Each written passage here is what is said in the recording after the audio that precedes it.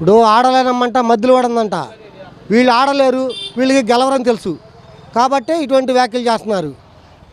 వీళ్ళు 3 ఏళ్ళు కాదు ఇంకొక 30 ఏళ్ళు వెయిట్ చేసినా వీళ్ళ ప్రభుత్వాన్ని అధికారం కల్లా ఆ పగటకళ్ళకంటూ ఆ భ్రమలో బతకమని ప్రజలు ఆల్రెడీ 11 సీట్లు పని చేసి తీర్పిచ్చారు.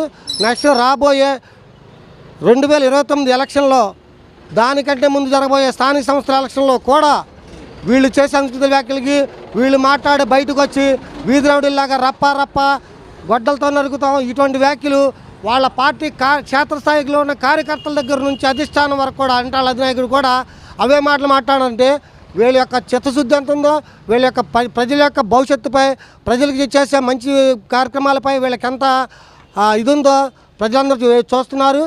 కాబట్టి వీళ్ళ వినాశకర విధ్వంస పాలన 5 ఏళ్ళు చూసి విసిగిపోయిన ప్రజలు రానున్న రోజుల్లో స్థానిక సంస్థల్లోనే మళ్ళీ వీళ్ళకి బుద్ధి చూడటానికి రెడీగా ఉన్నారు.